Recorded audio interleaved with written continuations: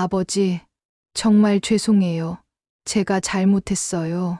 선주가 침대 곁에 무릎을 꿇고 사과했지만 소용없었습니다. 나가 얼굴도 보기 싫다. 일구 할아버지가 고개를 돌리며 차갑게 내뱉은 말이 병실을 얼어붙게 만들었습니다.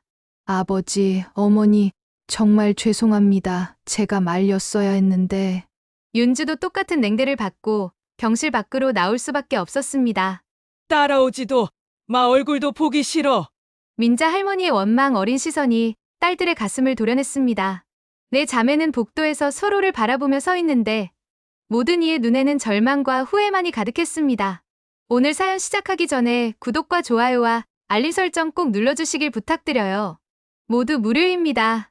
경기도 이천 오래된 동네 골목 어귀에 자리 잡은 작은 문방구가 있습니다. 세월의 흔적이 고스란히 묻어나는 간판 아래로 박일구 할아버지와 서민자 할머니가 오늘도 어김없이 가게 문을 열고 계십니다. 일구 할아버지는 올해 69, 민자 할머니도 마찬가지로 69의 나이입니다. 두 분이 처음 만난 건 20살 때였습니다. 일구는 당시 이천에서 작은 목공소에서 일하는 청년이었고, 민자는 동네에서도 손꼽히는 미인으로 소문난 처녀였죠. 첫눈에 반한 일구가 중매쟁이까지 동원해 청혼했고, 민자도 성실하고 따뜻한 마음씨에 끌려 22살에 결혼하게 되었습니다. 신혼 초기 두 사람은 작은 새방에서 살림을 시작했습니다. 일구는 목공소 일만으로는 생계가 빠듯하다는 걸 깨닫고 민자와 상의 끝에 작은 문방구를 열기로 결심했습니다. 여보, 동네에 문방구가 하나도 없어. 아이들이 학용품 사려고 멀리까지 가야 한다니까. 민자의 말에 일구도 고개를 끄덕였습니다. 결혼한 지 채 1년도 안 된 23살 때였습니다. 처음엔 정말 작았습니다. 사평 남짓한 공간에 연필, 지우개, 공책 몇 권이 전부였죠. 하지만 두 사람은 정성을 다해 가게를 꾸려나갔습니다. 일구는 새벽마다 도매상에 가서 물건을 떼어오고 민자는 아이들 하나하나에게 따뜻한 말 한마디씩 건네며 단골을 만들어갔습니다. 얘야, 숙제는 다 했니? 이 연필로 열심히 공부해라. 그런 정성이 쌓이고 쌓여 벌써 47년째 이 자리를 지키고 있는 것입니다. 낡은 진열대 위로는 연필 한 다발, 공책 몇 권, 그리고 요즘 아이들은 잘 모를 추억 어린 딱지와 구슬들이 가지런히 놓여 있습니다. 계산대 옆에는 두 분이 젊은 시절 찍은 흑백 사진이 액자에 담겨 걸려 있고 그 아래로는 네 딸들의 어린 시절 사진들이 빼곡히 붙어 있습니다. 그 사진들 중에는 일구 할아버지가 고등학교 시절 찍은 졸업사진도 하나 끼어 있습니다. 그 사진 속에는 지금도 연락하고 지내는 절친한 친구 김철수가 함께 서 있습니다.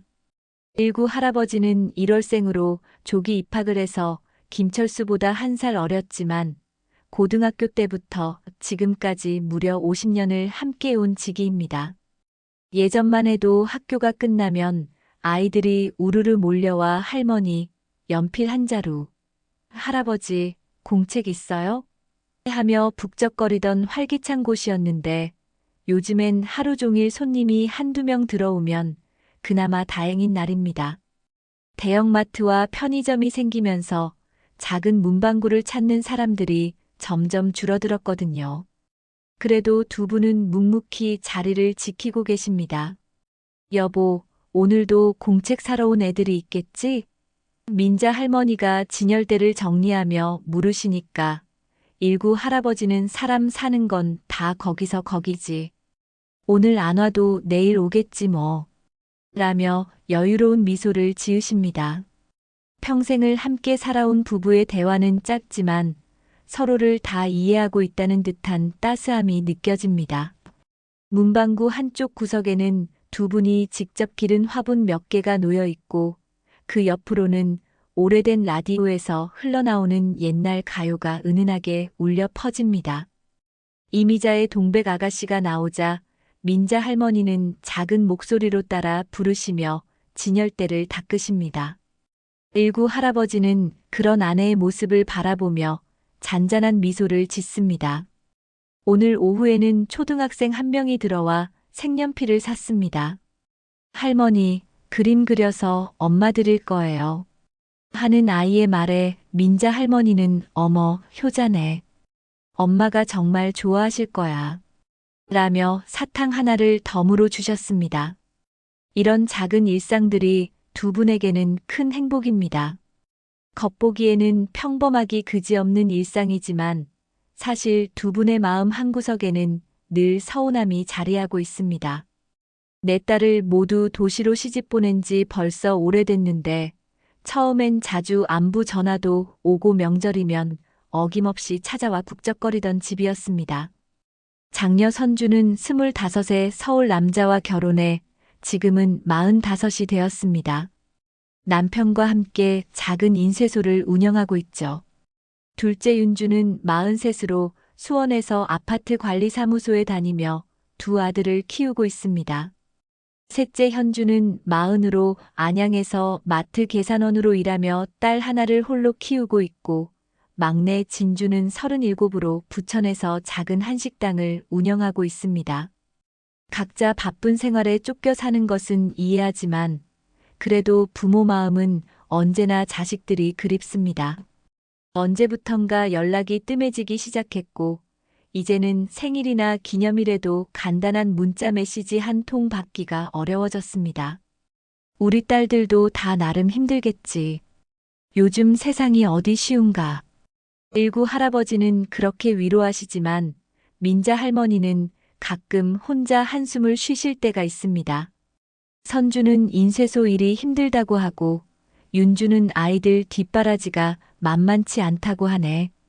민자 할머니가 중얼거리시면 일구 할아버지는 현주도 혼자 아이 키우느라 고생이고 진주도 장사가 어렵다고 하니까 다들 여유가 없지.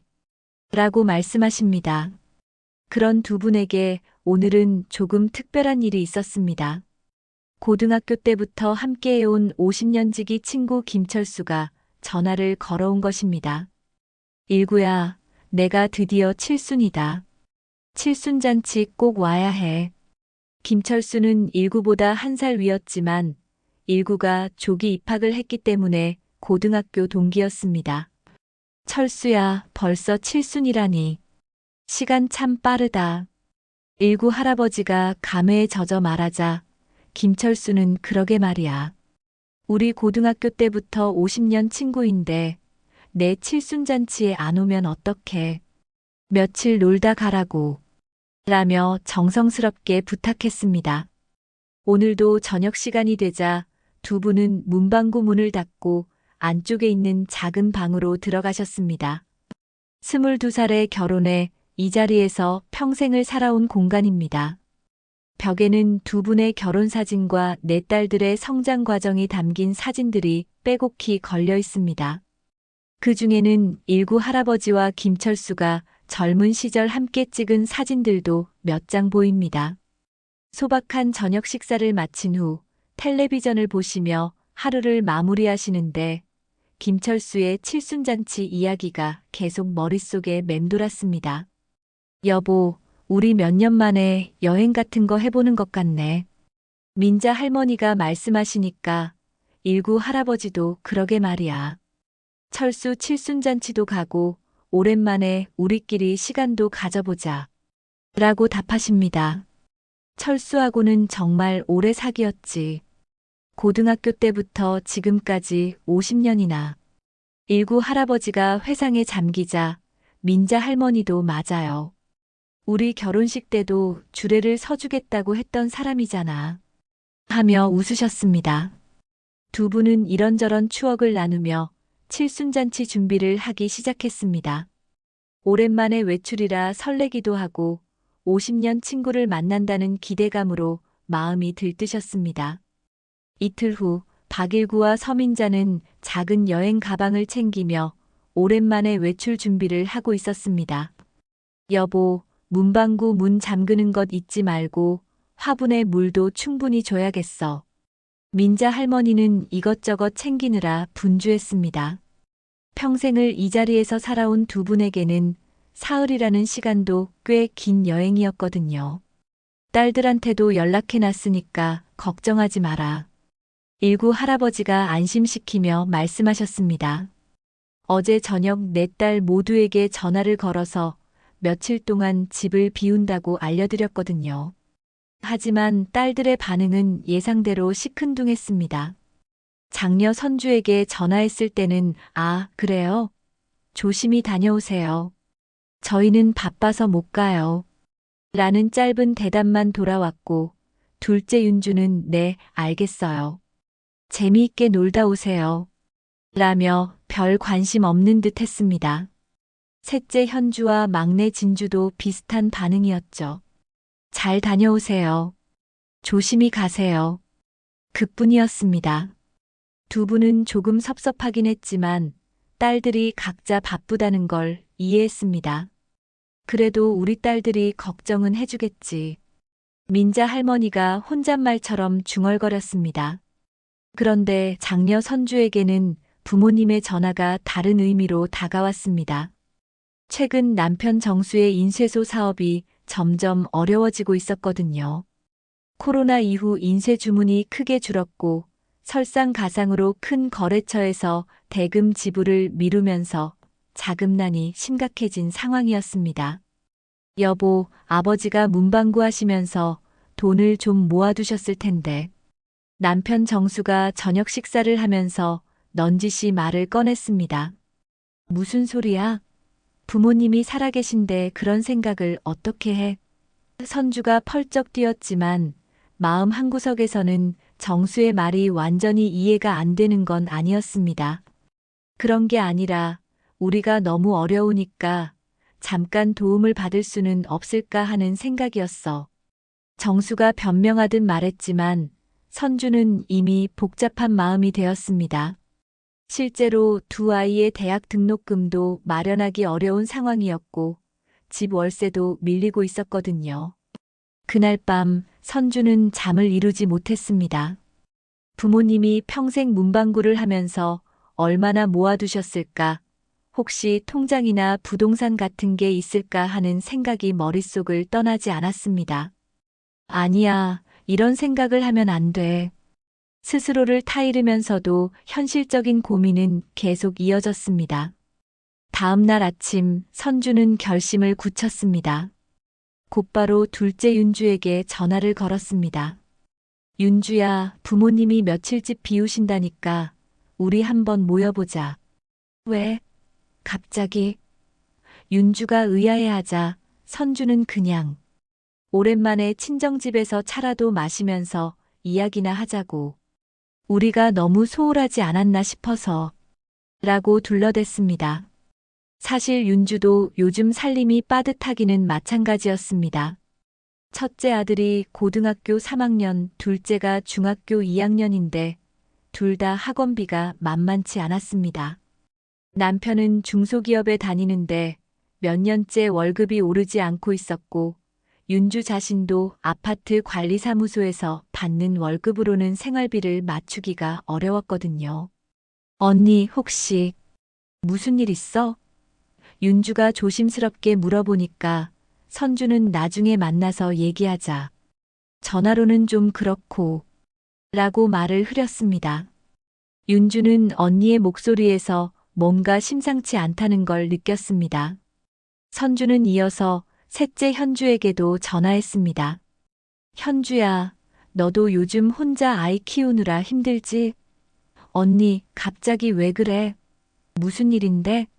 현주가 당황하자 선주는 "부모님 나이도 이제 70이 다 되어 가는데 우리가 좀 더 관심을 가져야 하지 않을까 싶어서 동생들 만나서 상의할 일이 있어." 라고 말했습니다. 현주는 이혼한 지 벌써 3년이 되었습니다. 전 남편의 외도와 가정폭력을 견디다 못해 결국 딸 하나를 데리고 나온 상황이었죠. 마트 계산원으로 일하면서 받는 월급으로는 딸의 학비와 생활비를 대기가 빠듯했고, 전 남편은 양육비도 제대로 주지 않았습니다. 최근에는 딸의 고등학교 진학을 앞두고 교복 비며 입학금이 걱정이었거든요. 언니 말이 맞아. 우리가 너무 소홀했나 봐. 부모님께 뭔가 해드려야 하는데. 현주의 목소리에는 어떤 기대감이 섞여 있었습니다. 솔직히 부모님이 평생 모아둔 돈이 있다면 조금이라도 도움을 받을 수 있지 않을까 하는 마음이 있었던 것입니다. 막내 진주에게는 윤주가 직접 연락했습니다. 진주야, 큰언니가 우리 모이자고 하는데 어째? 부모님이 며칠 집 비우신다니까 친정에서 만나자고 하시네. 뭔 일인데 갑자기? 진주가 물어보자 윤주는 글쎄 큰언니가 부모님 일로 상의할 게 있다고 하시는데 그냥 오랜만에 친정집에서 만나는 것도 좋을 것 같고 라고 말했습니다. 진주는 부천에서 작은 한식당을 운영하고 있었지만 상황이 그리 좋지 않았습니다. 코로나 이후로 손님이 크게 줄었고 최근에는 물가 상승으로 재료비는 오르는데 메뉴 가격은 올리기 어려워서 매달 적자가 나고 있었습니다. 임대료도 몇 달째 밀리고 있는 상황이었죠. 언니들이 다 온다면 나도 가야지. 사실 나도 요즘 너무 힘들어서 가족들이랑 이야기 좀 하고 싶었어. 진주도 마음 한편으로는 무언가 기대하는 바가 있었습니다. 혹시 부모님이 자녀들을 위해 준비해둔 것이 있을지도 모른다는 생각 말입니다. 부모님이 칠순잔치에 참석하러 떠나신 다음 날 오후 네 자매는 하나둘 친정집에 모여들기 시작했습니다. 선주가 가장 먼저 도착해서 오랜만에 보는 문방구를 둘러보았습니다. 여전히 똑같네. 우리가 어렸을 때와 하나도 안 바뀌었어. 하지만 그 눈빛에는 다른 것을 찾고 있다는 게 역력했습니다. 윤주가 두 번째로 왔습니다. 언니, 진짜 오랜만이다. 부모님 안 계시니까 집이 이상하게 조용하네. 윤주는 문방구 안쪽에 있는 부모님 방을 힐끗 바라보며 말했습니다. 이어서 현주와 진주가 거의 동시에 도착했습니다. 언니들, 정말 오랜만이다. 우리가 이렇게 모인 게 언제야? 진주가 반갑게 인사했지만 어딘지 어색한 분위기가 흘렀습니다. 네 자매가 이렇게 모인 것도 지난 설날 이후 몇 개월 만이었거든요. 부모님은 정확히 언제 돌아오셔? 현주가 물어보자 선주가 모레 저녁에 오신대. 그럼 우리한테 충분히 시간이 있지. 라고 답했습니다. 그러자 진주가 그럼 우리 오늘 여기서 자고 가도 되겠네. 라고 말했는데 무엇을 위한 시간인지는 아무도 직접 언급하지 않았습니다. 네 자매는 부모님 방 앞 거실에 둘러앉았습니다. 오랜만에 함께 앉아 있으니 어린 시절 추억이 새록새록 떠올랐습니다.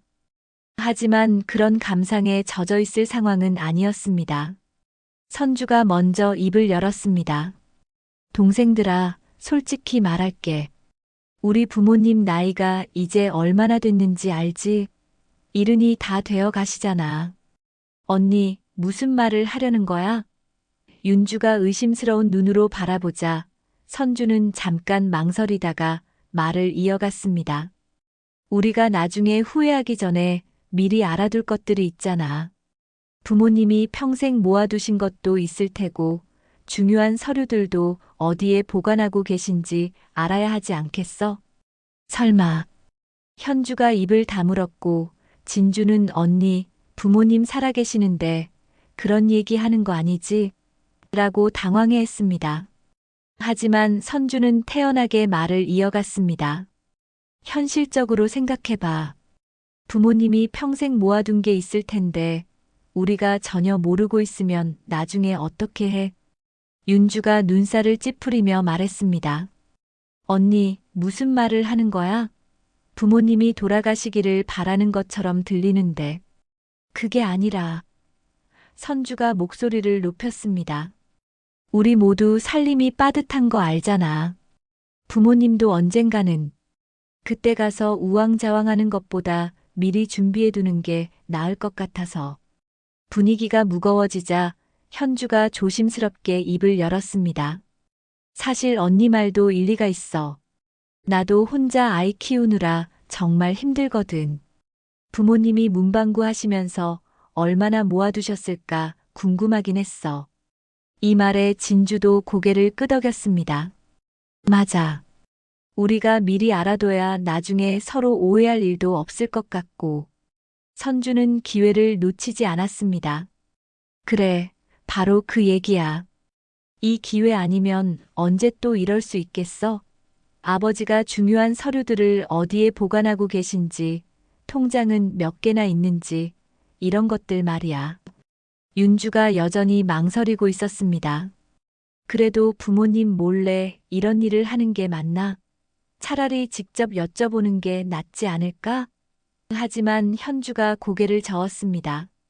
부모님께 직접 물어보면 오해하실 수도 있어.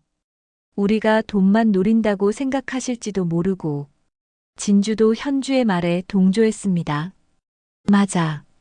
그냥 우리가 조용히 확인만 해보자. 나쁜 마음으로 하는 게 아니잖아.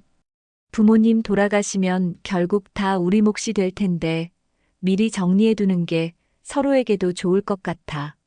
내 자매는 부모님 방문 앞에 서서 한참을 망설였습니다. 방문 손잡이에 손을 댔다가 다시 빼기를 몇 번 반복했습니다. 정말 들어가도 되는 건가? 윤주가 마지막으로 망설였지만 선주는 이미 마음을 굳혔습니다. 들어가자. 우리가 나쁜 일 하는 것도 아니고 부모님을 위해서 하는 일이야. 선주가 먼저 방문을 열고 들어갔습니다.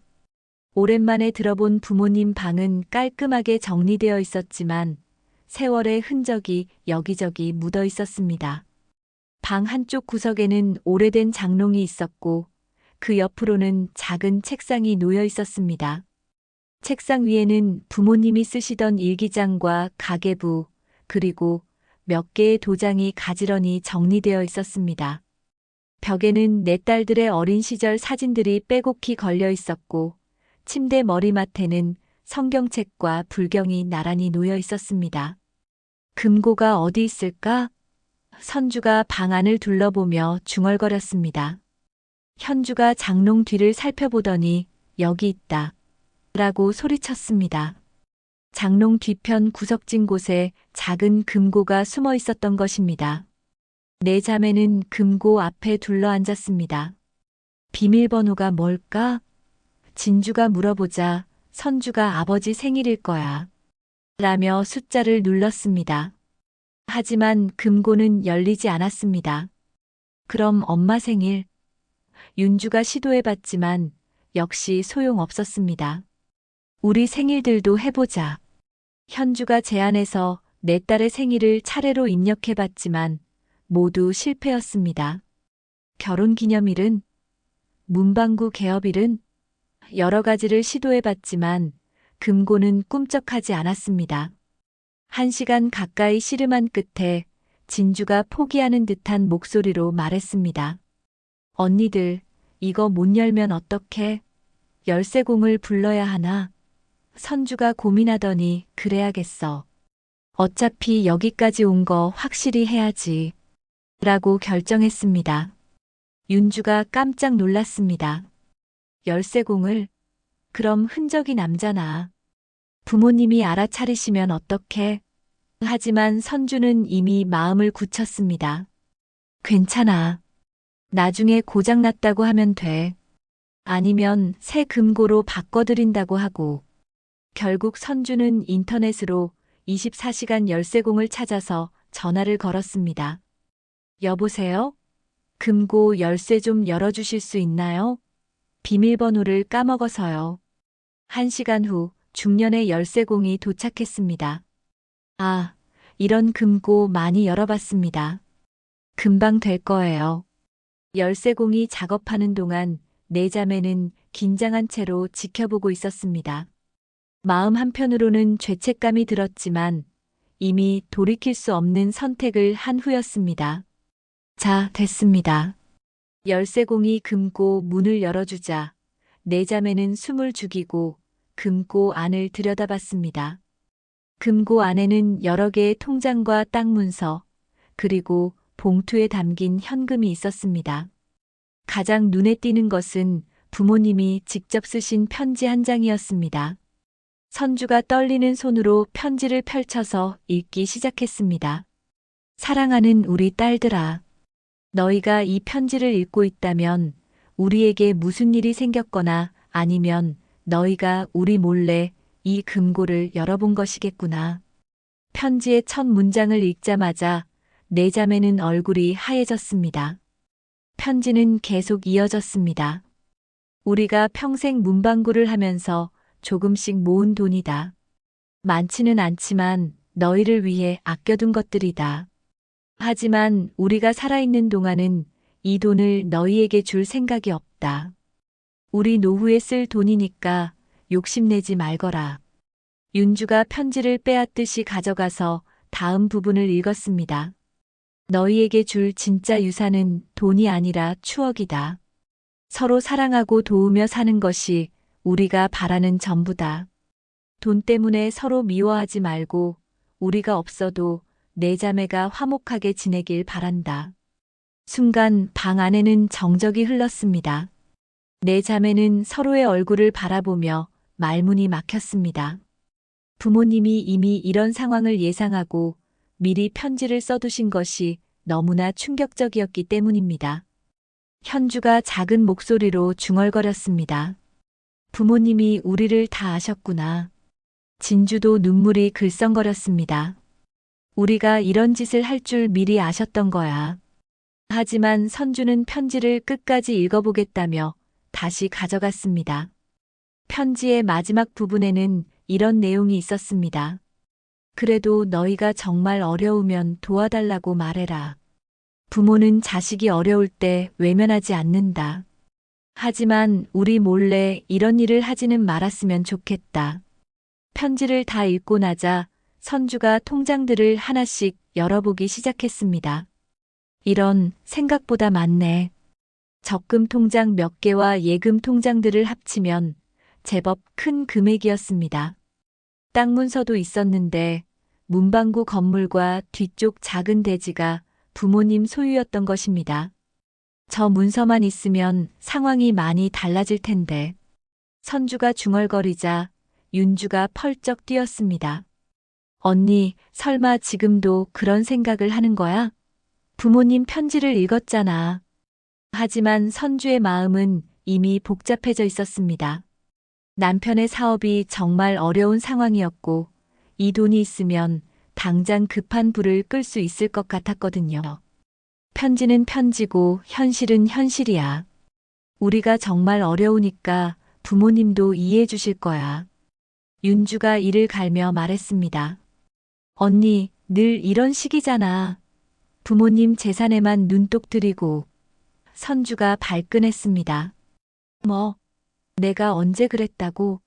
우리 집 사정이 얼마나 어려운지 알기나 해? 알긴 뭘 알아.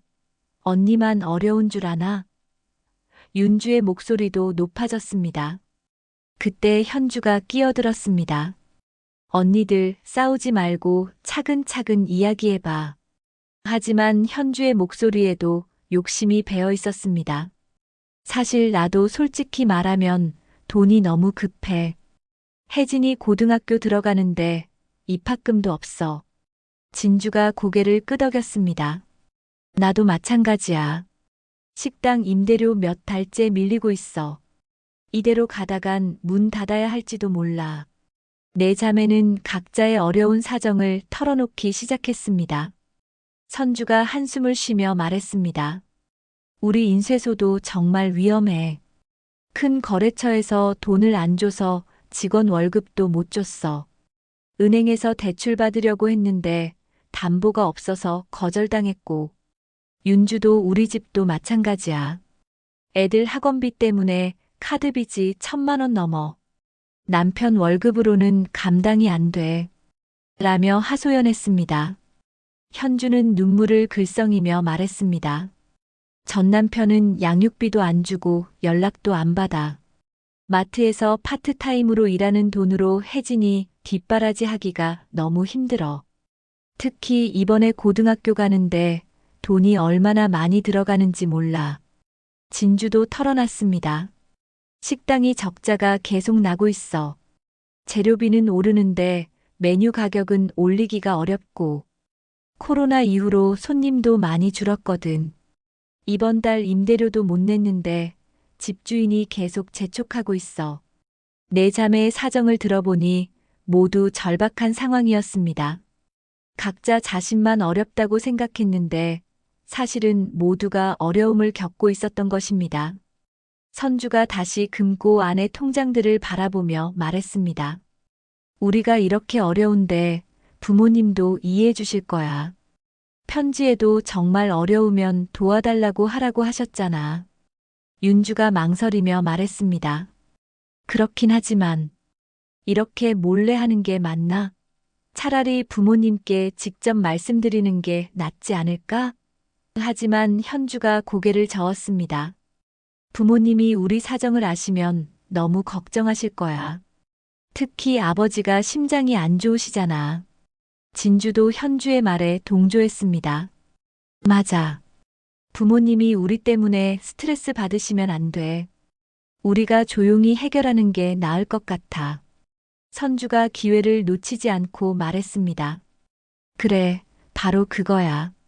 우리가 잠깐 빌려서 급한 불부터 끄고 나중에 갚으면 되잖아.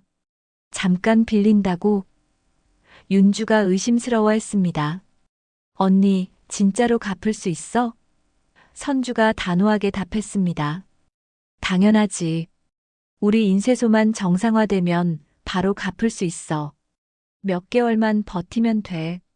하지만 윤주는 여전히 확신이 서지 않았습니다. 그래도 이건 아닌 것 같아. 부모님 몰래 이런 일을 하면 나중에 들키면 어떡해? 현주가 윤주를 설득하기 시작했습니다. 언니, 우리가 정말 어쩔 수 없는 상황이야. 나는 혜진이 학비 때문에 정말 미치겠어. 진주도 가세했습니다. 윤주 언니, 우리가 나쁜 마음으로 하는 게 아니잖아. 정말 급해서 그러는 거야. 식당 문 닫으면 나는 정말 갈 곳이 없어. 세 자매의 간청에 윤주도 점점 마음이 흔들리기 시작했습니다. 그럼 정말 조금만, 그리고 빨리 갚는 조건으로. 윤주가 조심스럽게 말하자 선주가 반가워했습니다. 그래, 우리 각자 필요한 만큼만 가져가고 나중에 꼭 갚자. 부모님이 모르시게만 하면 돼. 네 자매는 통장을 하나씩 나눠 가지기로 했습니다. 선주는 가장 큰 적금 통장을, 윤주는 예금 통장을, 현주와 진주는 나머지 통장들을 가져가기로 했습니다. 이건 정말 빌리는 거야. 나중에 반드시 갚을 거고. 선주가 다시 한번 강조했습니다. 그런데 통장을 나눠 가지려는 순간 현주가 땅 문서를 보며 말했습니다. 이 문서도 중요한데 혹시 나중에 필요할 때를 위해서. 선주가 번뜩 눈을 빛냈습니다. 아, 맞다. 이것도 중요하지. 일단 복사해둬야겠어. 진주가 의아해했습니다. 땅 문서를 왜 복사해? 부모님 것인데. 선주가 설명했습니다. 나중에 혹시 모를 일에 대비해 말이야. 상속할 때도 필요하고 대출 담보로도 쓸 수 있잖아. 윤주가 깜짝 놀랐습니다. 언니, 설마 담보대출까지 생각하는 거야? 그게 아니라. 선주가 변명했습니다. 만약에 말이야. 정말 어쩔 수 없을 때 말이지. 현주가 선주의 말에 관심을 보였습니다. 담보대출이면 얼마나 받을 수 있어? 글쎄, 감정가에 따라 다르겠지만 꽤 될 것 같은데. 이 대화를 듣고 있던 윤주와 진주는 점점 불안해지기 시작했습니다. 단순히 통장 돈을 잠깐 빌리는 것을 넘어서 더 큰 일을 벌이려는 것 같았기 때문입니다. 언니들, 이건 너무 나가는 것 같은데. 진주가 조심스럽게 말했습니다. 하지만 선주와 현주는 이미 흥미가 생긴 상태였습니다. 일단 복사해두자. 나중에 쓸 일이 있을지도 모르니까. 선주가 땅 문서를 들고 나가려 하자 윤주가 말렸습니다. 언니, 그건 안 돼. 부모님이 아시면 어떡해? 괜찮아. 잠깐 복사하고 다시 넣어두면 모를 거야. 선주가 우기자 현주도 거들었습니다. 맞아. 혹시 모르니까 복사해두는 게 낫겠어. 결국 선주는 땅 문서를 들고 밖으로 나갔습니다. 그 사이 문방구에서는 윤주, 현주, 진주가 남아서 통장들을 다시 살펴보고 있었습니다. 이 돈으로 얼마나 버틸 수 있을까? 현주가 중얼거리자 진주가 나는 이것만 있어도 당분간은 괜찮을 것 같아. 라고 답했습니다. 윤주는 여전히 불안했습니다. 우리가 정말 이런 일을 해도 되는 건가? 부모님이 알면 얼마나 실망하실까? 하지만 현주가 윤주의 어깨를 두드리며 말했습니다. 언니도 아이들 때문에 어려운 거 알잖아. 우리가 나쁜 마음으로 하는 게 아니야. 그때 선주가 복사를 마치고 돌아왔습니다. 다 됐어. 이제 원본은 다시 넣어두자. 땅 문서를 원래 자리에 넣고 통장들도 각자 가져갈 것만 빼고 다시 정리했습니다. 부모님의 편지도 원래 자리에 두었습니다. 이제 어떻게 하지? 진주가 물어보자 선주가 답했습니다. 각자 필요한 만큼만 인출해서 쓰자. 부모님이 돌아오시기 전에 모든 걸 원래대로 해두고. 네 자매는 서로 약속했습니다. 이 일은 절대 비밀로 하고 나중에 반드시 갚겠다고 말입니다. 하지만 이미 선을 넘어버린 네 자매 사이에는 미묘한 긴장감이 흐르기 시작했습니다. 다음 날 아침, 네 자매는 각자 통장을 들고 은행으로 향했습니다. 선주는 가장 큰 적금 통장을 가지고 시내 은행으로 갔고, 윤주는 예금 통장을 들고 동네 농협으로 향했습니다. 현주와 진주도 각각 다른 은행으로 흩어져서 돈을 인출하기로 했습니다. 선주가 은행 창구에 도착했을 때 마음이 두근거렸습니다. 어머님, 적금 해지하시려고요? 창구 직원이 물어보자 선주는 네, 급한 일이 생겨서요. 라고 답했습니다. 하지만 직원이 서류를 확인하더니 당황한 표정을 지었습니다. 죄송한데요. 이 통장은 본인이 아니면 해지가 안 됩니다. 뭐라고요? 선주가 놀라자 직원이 설명했습니다. 통장 명의가 박일구님으로 되어 있는데 신분증이 다르시네요. 가족이시라도 본인 동의서나 위임장이 있어야 합니다. 선주는 당황해서 그럼 어떻게 해야 하죠? 라고 물었습니다. 본인이 직접 오시거나 아니면 정식으로 위임장을 작성해서 가져오셔야 해요. 직원의 말에 선주는 할 수 없이 발걸음을 돌렸습니다. 다른 자매들도 마찬가지였습니다.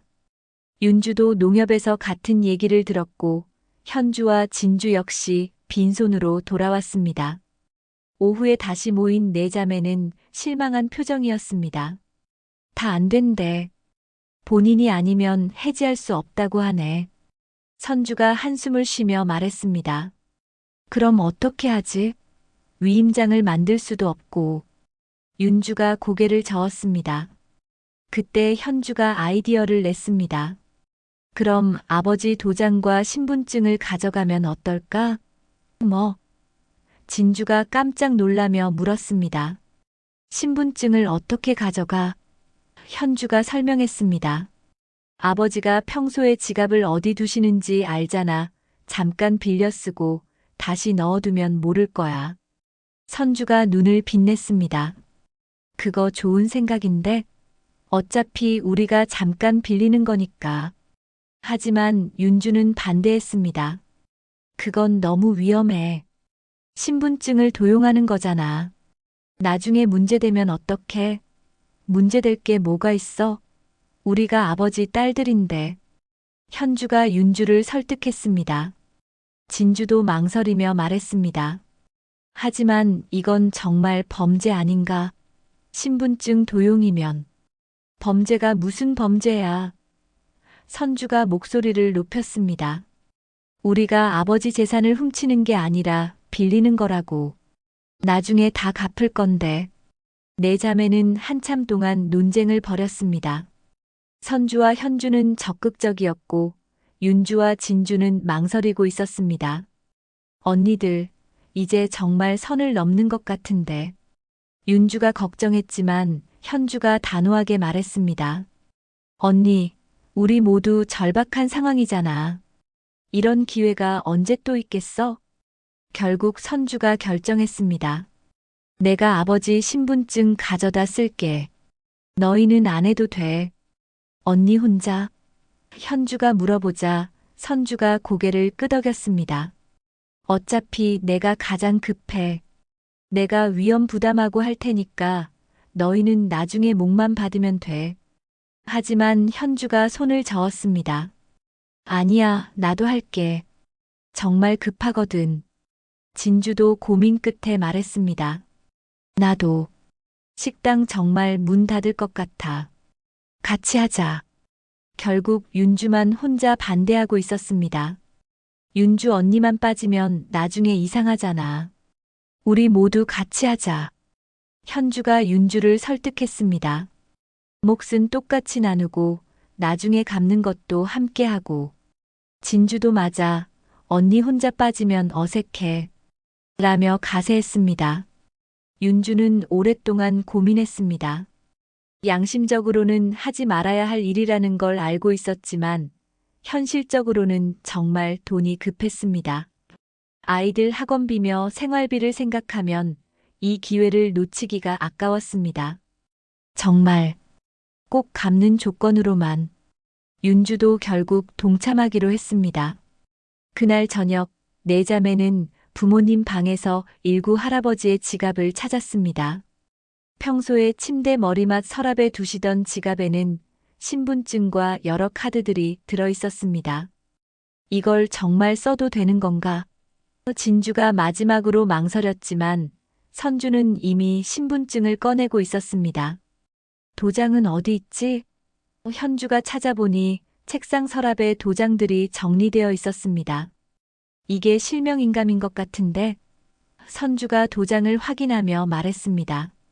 네 자매는 필요한 준비를 마치고 내일 은행에 가기로 했습니다. 다음 날, 네 자매는 각기 다른 시간대에 다른 은행으로 흩어졌습니다. 혹시나 하는 마음에 서로 다른 지역의 은행을 선택했습니다. 선주가 가장 먼저 큰 적금 통장을 해지하러 갔습니다. 적금 해지하시려고요? 창구 직원이 물어보자 선주는 최대한 자연스럽게 네, 사업자금이 필요해서요. 라고 답했습니다. 신분증과 도장, 통장을 건네주자 직원이 확인했습니다. 본인 확인되셨습니다. 해지 사유는 중도해지로 하시면 되죠? 선주는 마음이 두근거렸지만 태연하게 네, 그렇게 해주세요. 라고 답했습니다. 몇 분 후 거액의 현금이 담긴 봉투를 받아든 선주는 떨리는 손으로 은행을 나왔습니다. 정말 됐다. 마음속으로 외쳤지만 동시에 죄책감도 몰려왔습니다. 현주도 비슷한 과정을 거쳐서 돈을 인출했습니다. 마트 계산원으로 일하면서는 평생 보기 어려운 큰 돈을 손에 쥐니 기분이 묘했습니다. 이제 혜진이 학비 걱정은 안 해도 되겠다. 하지만 동시에 부모님께 죄송한 마음이 들었습니다. 진주는 가장 작은 통장이었지만 그래도 식당 임대료와 당분간의 운영자금으로는 충분한 금액이었습니다. 돈을 받아들고 나오면서 이제 식당 문 안 닫아도 되겠다. 라는 안도감과 함께 복잡한 감정이 들었습니다. 윤주가 가장 마지막으로 은행에 갔습니다. 창구에 서서 한참을 망설이다가 결국 통장을 내밀었습니다. 해지하시려고요? 직원의 질문에 윤주는 작은 목소리로 네. 라고 답했습니다. 하지만 마음이 너무 불편해서 손이 떨렸습니다. 오후에 다시 만난 네 자매는 모두 성공적으로 돈을 인출했다고 보고했습니다. 이제 각자 필요한 만큼 쓰고 나머지는 저축해뒀다가 나중에 갚자. 선주가 제안했습니다. 하지만 막상 돈을 손에 쥐고 보니 갚는다는 것이 쉽지 않을 것 같다는 생각이 들었습니다. 정말 갚을 수 있을까? 윤주가 걱정스럽게 물어보자 현주가 당연히 갚아야지. 시간이 좀 걸릴 뿐이야. 라고 답했습니다. 하지만 네 자매 모두 마음 한구석에는 불안감이 자리하고 있었습니다. 그런데 바로 그때 밖에서 익숙한 목소리가 들려왔습니다. 여보, 우리 집 맞지? 박일구 할아버지의 목소리였습니다. 네 자매는 순간 얼굴이 하얘졌습니다. 부모님이 예정보다 하루 일찍 돌아오신 것입니다. 어떻게? 진주가 작은 목소리로 외쳤습니다. 문방구 안은 아직 어수선했고 금고는 다시 닫았지만 여기저기 흔적이 남아 있었습니다. 더 큰 문제는 네 자매가 모두 집에 모여 있다는 것이었습니다. 빨리 정리해. 선주가 다급하게 소리쳤지만 이미 늦었습니다. 현관문이 열리면서 박일구 할아버지와 서민자 할머니가 들어오셨습니다. 너희가 왜 다 여기 있니? 민자 할머니가 놀라며 물어보셨습니다. 네 자매는 어떻게 대답해야 할지 몰라서 서로 눈치만 보고 있었습니다. 그때 일구 할아버지가 문방구 안을 둘러보시더니 이상한 표정을 지으셨습니다. 뭔가 어수선하네. 너희가 뭐 했니? 네 자매는 순간 입이 얼어붙었습니다. 선주가 어색한 웃음을 지으며 부모님 오신 줄 몰랐어요. 오랜만에 친정에 와서 차 마시고 있었는데 라고 둘러댔지만 일구 할아버지의 시선은 이미 문방구 곳곳을 훑고 있었습니다. 칠순잔치 어떠셨어요? 윤주가 급하게 화제를 돌리려 했지만 민자 할머니는 딸들의 표정을 유심히 살펴보고 계셨습니다. 너희들 표정이 왜 그래? 무슨 일 있었니? 어머니의 예리한 눈빛에 현주가 당황해서 시선을 피했습니다. 일구 할아버지가 안쪽 방으로 걸어가시는데 네 자매는 심장이 터질 것 같았습니다. 혹시 금고가 열려 있는 건 아닐까? 신분증이나 도장을 제자리에 안 둔 건 아닐까? 온갖 생각이 머릿속을 스쳐갔습니다. 내 지갑이 왜 여기 있지? 일구 할아버지가 침대 위에 놓인 지갑을 보시며 중얼거렸습니다. 평소에는 서랍에 넣어두시는데 침대 위에 있으니 이상하셨던 것입니다. 선주가 얼른 그건 제가 청소하다가 잠깐 옮겨놨어요. 라고 변명했습니다. 일구 할아버지가 지갑을 열어보시더니 갑자기 얼굴색이 변했습니다. 내 신분증이 왜 이렇게 되어 있지? 신분증이 평소와 다르게 놓여 있었던 것입니다. 아버지는 항상 신분증을 같은 자리에 같은 방향으로 넣어두시는 분이셨거든요. 설마. 일구 할아버지가 서랍을 열어 도장통을 확인하셨습니다. 도장들도 평소와 순서가 바뀌어 있었습니다. 아버지의 얼굴이 점점 굳어졌습니다. 너희들 뭔 짓을 한 거야? 민자 할머니도 뭔가 심상치 않다는 걸 느끼셨습니다. 여보, 무슨 일이에요? 일구 할아버지가 금고 쪽으로 걸어가시는데 네 자매는 다리에 힘이 풀렸습니다. 금고를 열어보시더니 아버지의 손이 떨리기 시작했습니다. 통장들이 없어졌어. 일구 할아버지의 목소리가 떨렸습니다. 민자 할머니가 급하게 달려와서 금고를 확인해 보셨습니다. 어머, 정말로 없네. 이게 어떻게 된 일이야? 두 분의 목소리에는 믿을 수 없다는 감정이 가득했습니다. 일구 할아버지가 네 자매를 바라보시는 눈빛이 차가워졌습니다. 너희들이 했지? 선주가 발끈했습니다. 뭘 했다는 거예요? 우리가 뭘 했다고요?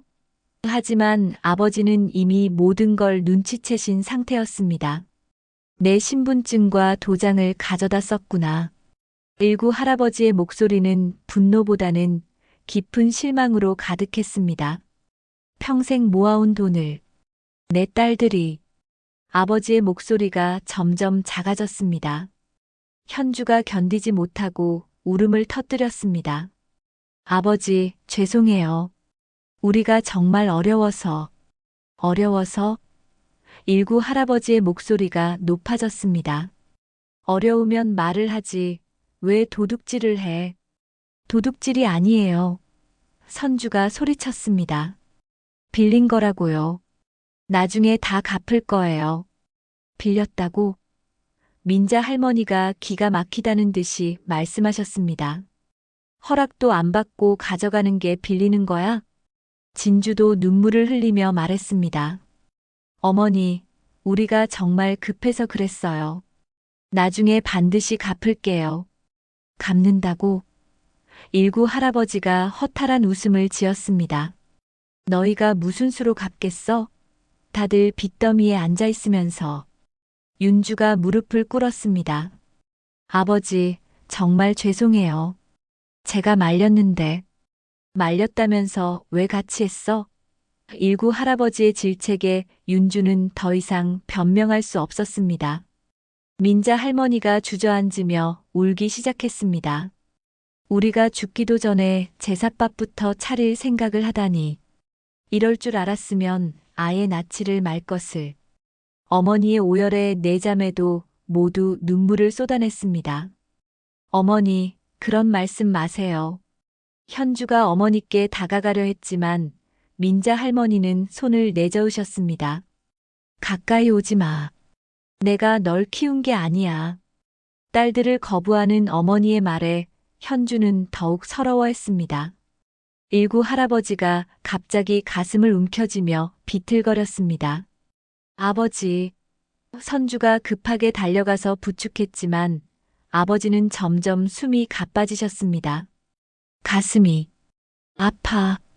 심장 질환이 있으시던 아버지에게는 너무 큰 충격이었던 것입니다. 119 불러. 윤주가 소리쳤고 진주가 급하게 전화를 걸었습니다. 민자 할머니도 당황해서 어쩔 줄 몰랐습니다. 여보, 정신 차려요. 하지만 일구 할아버지는 의식이 흐려지기 시작했습니다. 구급차가 도착할 때까지 네 자매는 아버지를 부축하며 계속 아버지, 괜찮으세요? 라고 불렀습니다. 하지만 아버지는 대답하지 않으셨습니다. 구급대원들이 들것에 아버지를 옮기는 동안 민자 할머니는 딸들을 원망하는 눈빛으로 바라보셨습니다. 이제 만족하니? 아버지까지 쓰러뜨려 놓고. 어머니의 말에 네 자매는 고개를 들 수 없었습니다. 구급차가 출발할 때 어머니는 딸들에게 따라오지도 마. 얼굴도 보기 싫어. 라고 하셨습니다. 하지만 네 자매는 차를 타고 병원으로 향했습니다. 응급실 대기실에서 기다리는 동안 아무도 말을 하지 않았습니다. 각자 자신이 한 일의 심각성을 깨닫고 있었기 때문입니다. 선주는 계속해서 손을 비비며 불안해했고 윤주는 눈물을 훔치며 기도하고 있었습니다. 현주는 벽에 기대서서 멍하니 천장만 바라봤습니다. 내가 뭘 한 거지? 하는 생각만 계속 맴돌았습니다. 진주는 의자에 앉아서 고개를 숙인 채 말이 없었습니다. 간혹 지나가는 간병인들이나 다른 환자 가족들이 자신들을 보는 것 같아서 더욱 위축되었습니다.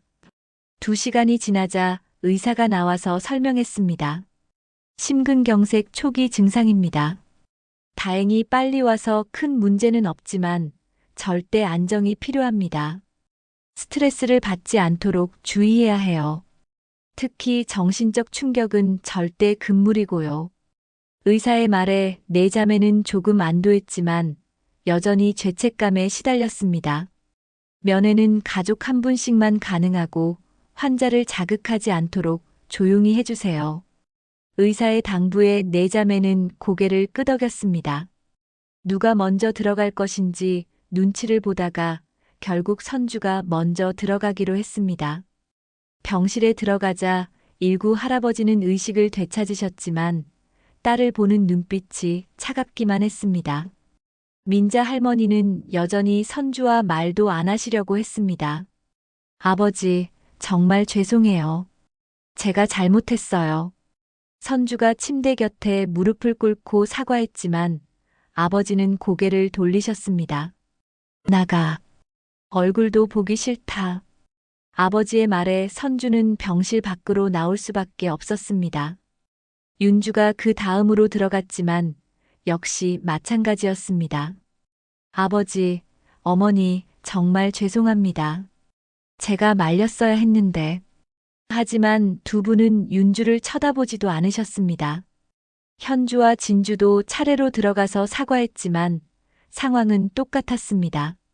네 자매는 복도에서 서로를 바라보며 서 있는데 모두의 눈에는 후회와 죄책감이 가득했습니다. 우리가 정말 큰 일을 저질렀구나. 윤주가 중얼거렸습니다. 현주와 진주는 울음만 흘렸고 선주는 벽에 등을 기대고 서서 하늘을 바라봤습니다. 돈에 눈이 멀어서 가장 소중한 것을 잃을 뻔했다는 걸 이제야 깨달았습니다. 우리가 부모님께 얼마나 큰 상처를 드린 걸까? 진주가 작은 목소리로 말했습니다. 그날 밤 네 자매는 병원 로비에서 밤을 새웠습니다. 집에 갈 엄두도 나지 않았고 부모님을 혼자 두고 떠날 수도 없었습니다. 각자 조용히 자신의 행동을 돌아보며 깊은 반성에 빠졌습니다. 새벽 무렵 선주가 조용히 말했습니다. 우리 정말 잘못했어. 돈이 급하다고 해서 이런 짓을 해서는 안 됐는데. 윤주도 고개를 끄덕였습니다. 맞아. 나도 처음부터 반대했어야 했어. 왜 그때 더 강하게 말리지 못했을까? 현주는 눈물을 훔치며 말했습니다. 아버지가 쓰러지시는 걸 보니까 돈보다 소중한 게 뭔지 알겠어. 진주도 우리가 부모님께 얼마나 큰 실망을 드렸는지 이제 용서받을 수 있을까? 라며 한숨을 쉬었습니다. 다음 날 아침 네 자매는 번갈아 가며 병실을 지키기로 했습니다. 선주가 먼저 간병을 맡겠다고 나섰습니다. 내가 제일 큰 책임이 있어. 내가 먼저 시작한 일이니까. 하지만 병실에 들어서자마자 일구 할아버지는 고개를 돌리셨고 민자 할머니는 선주를 쳐다보지도 않으셨습니다. 아버지, 물 좀 드시겠어요? 선주가 조심스럽게 물어봤지만 아버지는 대답이 없으셨습니다. 하루 종일 그런 시기였습니다. 선주가 뭘 해드리려고 해도 부모님은 외면만 하셨습니다. 오후가 되자 윤주가 교대하러 왔습니다. 언니, 가서 좀 쉬어. 내가 할게. 윤주도 마찬가지였습니다. 병실에서 아무리 정성을 다해도 부모님은 말 한마디 안 하셨습니다. 윤주가 혼잣말로 중얼거렸습니다. 부모님은 평생 문방구 하나로 버텨오셨는데 우린 도대체 뭐 하고 산 걸까? 저녁에는 현주가 왔습니다. 현주는 아버지 곁에 앉아서 조용히 말했습니다. 아버지, 정말 죄송해요. 제가 혼자 아이 키운다고 힘들다고 해서 변명의 여지가 없어요. 그때 일구 할아버지가 처음으로 현주를 바라보셨습니다. 현주야. 아버지의 목소리는 여전히 차갑긴 했지만 그래도 대답을 해주셨습니다. 아버지. 현주가 울먹이며 대답했습니다. 너희가 그렇게 어려웠니? 아버지의 질문에 현주는 고개를 끄덕였습니다. 그래도 이런 식으로 하면 안 됐는데. 현주가 말하자 일구 할아버지가 한숨을 쉬셨습니다.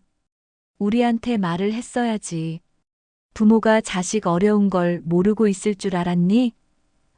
이 말에 현주는 더욱 눈물을 쏟았습니다. 밤이 되자 진주가 와서 현주와 교대했습니다. 진주는 어머니 곁에 앉아서 말했습니다. 어머니, 정말 죄송해요.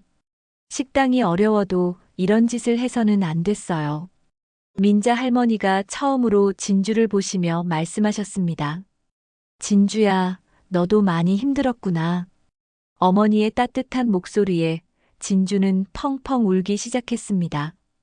어머니, 저 정말 바보였어요. 돈에 눈이 멀어서 가장 소중한 걸 잃을 뻔했어요. 민자 할머니도 눈시울이 붉어졌습니다. 며칠 동안 이런 식으로 간병을 이어가면서 네 자매는 차츰 부모님의 삶을 다시 보게 되었습니다. 병원비 계산서를 보고 깜짝 놀랐습니다. 하루에도 몇십만 원씩 나가는 돈이었는데 부모님은 그 돈에 대해 전혀 걱정하지 않고 계셨습니다.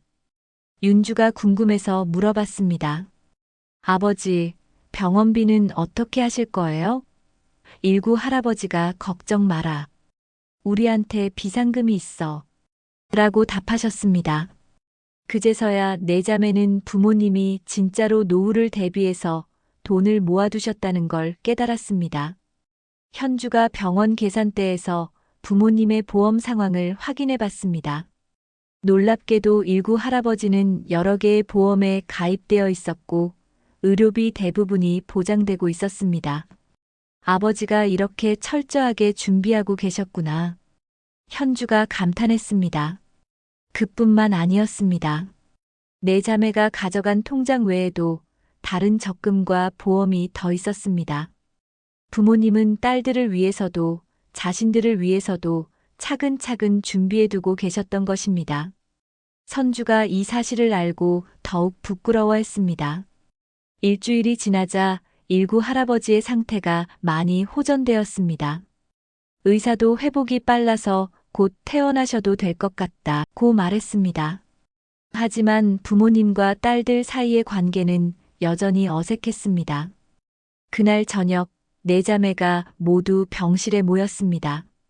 일구 할아버지와 민자 할머니 앞에서 네 자매는 무릎을 꿇었습니다.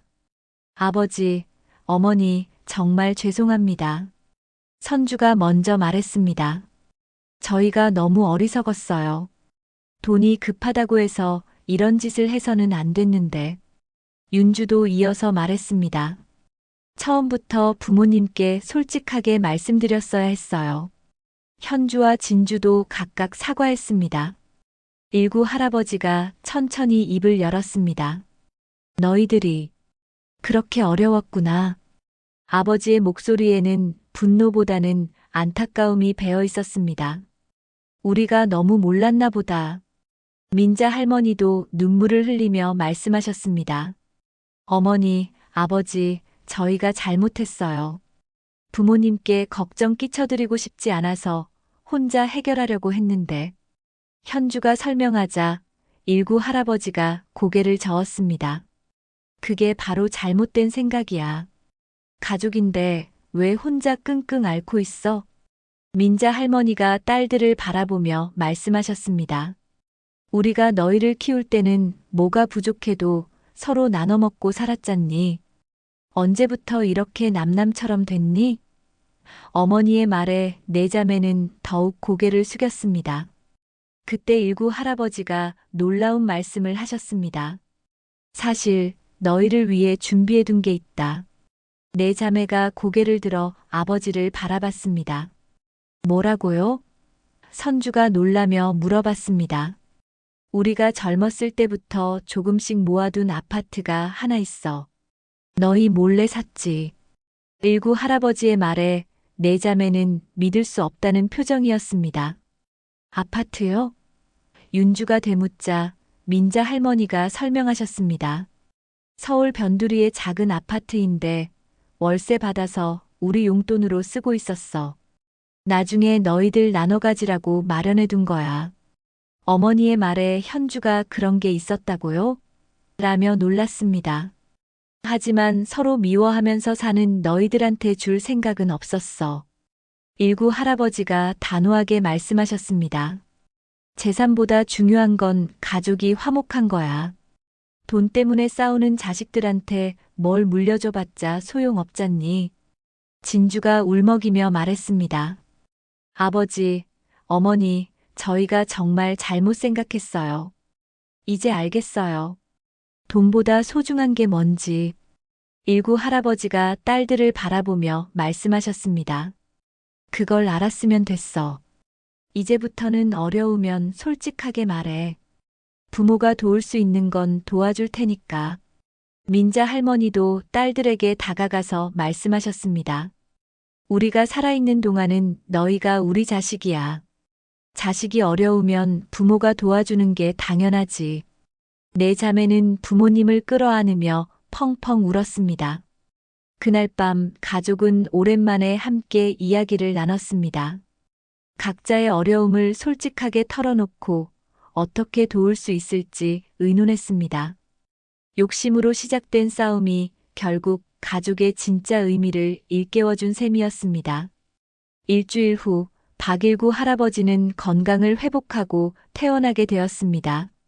네 자매는 부모님을 모시고 집으로 돌아가는 길에 마음이 한결 가벼워졌습니다. 병원에서 보낸 시간 동안 가족의 진정한 의미를 깨달았기 때문입니다. 집에 도착하자 문방구는 며칠 동안 문을 닫아둔 탓에 먼지가 쌓여 있었습니다. 네 자매는 앞다퉈서 청소를 시작했습니다. 언니들, 이거 내가 할게. 아니야, 내가 하지. 서로 더 많이 도우려고 하는 모습이 예전과는 완전히 달랐습니다. 선주가 진열대를 닦으면서 말했습니다. 아버지, 우리가 가져간 돈, 어떻게 갚아드리면 될까요? 일구 할아버지가 천천히 갚으면 돼. 급하게 생각하지 마라. 고 답하셨습니다. 하지만 네 자매는 이미 계획을 세워두고 있었습니다. 윤주가 우리끼리 의논해서 매달 조금씩이라도 갚기로 했어요. 라고 말하자 현주도 맞아요. 제가 마트에서 야간 근무도 더 하기로 했어요. 라고 덧붙였습니다. 진주도 저도 식당 문 닫는 시간을 늦춰서 매출을 늘려볼게요. 라며 의지를 다졌습니다. 민자 할머니가 딸들을 보며 흐뭇해하셨습니다. 이제야 우리 딸들 같네. 서로 도우면서 사는 게 얼마나 소중한지 알겠지? 네 자매는 고개를 끄덕이며 네, 어머니. 이제 정말 알겠어요. 라고 대답했습니다. 며칠 후 일구 할아버지와 민자 할머니는 네 자매를 불러 모았습니다. 얘들아, 우리가 말했던 아파트 이야기 기억하지? 아버지의 말에 네 자매가 집중했습니다. 사실 그 아파트 말이야. 이미 너희 이름으로 공동 명의로 해뒀어. 뭐라고요? 선주가 놀라며 물었습니다. 민자 할머니가 설명하셨습니다. 몇 년 전에 증여를 했는데 너희가 서로 사이좋게 지낼 때까지 비밀로 해뒀지. 지금 시세로는 꽤 값이 올랐을 거야. 윤주가 그럼 우리가 이미 소유자라는 말씀이세요? 라고 물어보자 일구 할아버지가 고개를 끄덕이셨습니다. 그래. 하지만 조건이 있어. 너희 넷이 계속 화목하게 지내야 한다는 거야. 만약에 또 돈 때문에 싸우면 다시 우리 명의로 되돌린다. 현주가 눈물을 글썽이며 아버지, 어머니, 저희 정말 안 싸울게요. 이번 일로 얼마나 큰 걸 잃을 뻔했는지 깨달았어요. 라고 말했습니다. 진주도 맞아요. 이제는 서로 어려운 일 있으면 가장 먼저 가족부터 의논할게요. 라며 약속했습니다. 그로부터 한 달 후 문방구에는 예전과는 다른 활기가 돌기 시작했습니다. 네 자매가 번갈아 가며 부모님을 도우러 왔고 손녀 손자들도 자주 놀러 오게 되었습니다. 오랫동안 적막했던 집에 다시 웃음소리가 가득했습니다. 선주는 남편과 함께 인쇄소 경영을 안정화시켰습니다. 부모님께서 조금씩 도움을 주시기도 했지만 무엇보다 가족이 함께한다는 든든함이 큰 힘이 되었습니다. 정말 혼자 끙끙 앓을 필요가 없었구나. 라고 후회했습니다. 윤주도 두 아들과 함께 자주 친정에 왔습니다. 아이들이 할아버지, 할머니와 시간을 보내는 것을 보며 이게 진짜 가족이지. 라고 생각했습니다. 아이들도 문방구에서 할아버지가 들려주시는 옛날 이야기를 들으며 행복해했습니다. 현주는 딸 혜진이와 함께 주말마다 친정에 와서 어머니를 도왔습니다. 주말에 근무할 땐 퇴근 후라도 꼭 친정에 들렸습니다. 혜진이 곁에 아빠가 없으니 대신 할머니, 할아버지를 자주 보여주기로 했거든요. 마트 일이 힘들지만 가족의 사랑을 다시 느끼니 모든 것이 견딜만 했습니다. 엄마, 할머니가 해주시는 밥이 제일 맛있어요. 라는 혜진이의 말에 민자 할머니는 늘 기뻐하셨습니다. 진주의 식당도 점점 안정을 찾아갔습니다.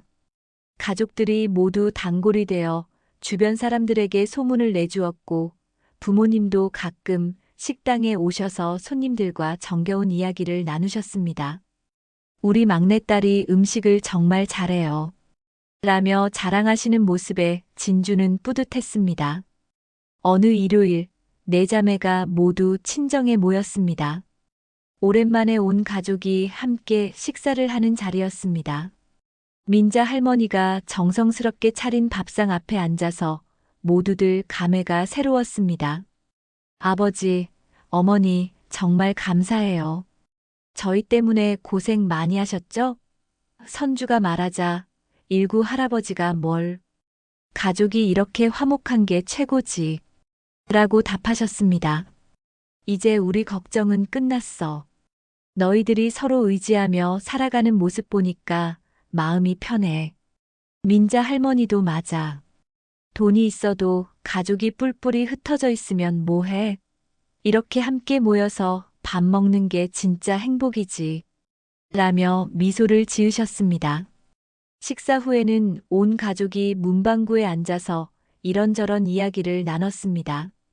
일구 할아버지가 요즘 아이들도 가끔 와서 연필 사가고 그러더라. 고 말씀하시자 윤주가 아버지, 어머니가 계속 건강하시면 문방구도 계속 하실 수 있을 거예요. 라고 말했습니다. 현주가 우리도 도와드릴 수 있는 일이 있으면 언제든지 말씀하세요. 라고 하자 진주도 맞아요. 이제는 정말 가족이 함께 하는 거예요. 라며 거들었습니다.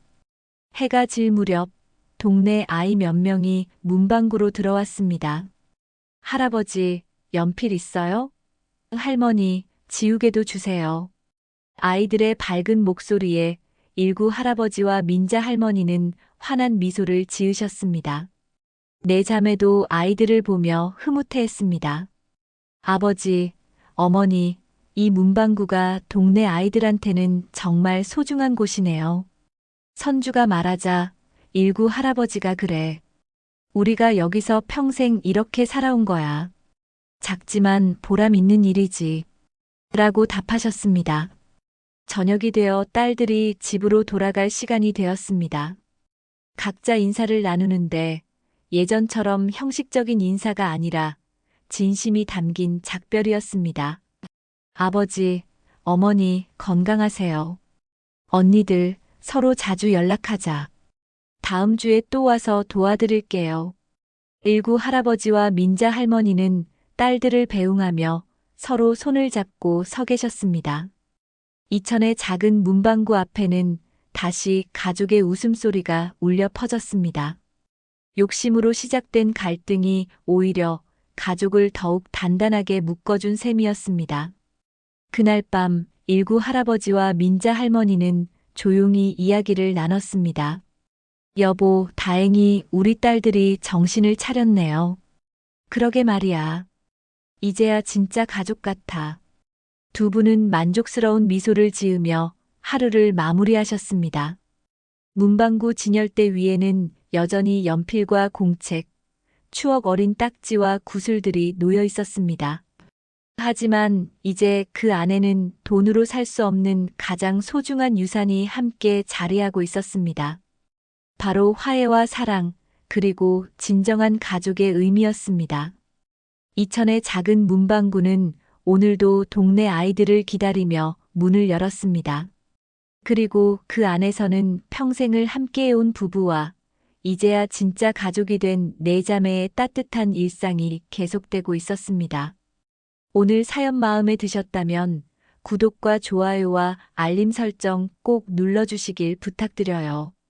모두 무료입니다.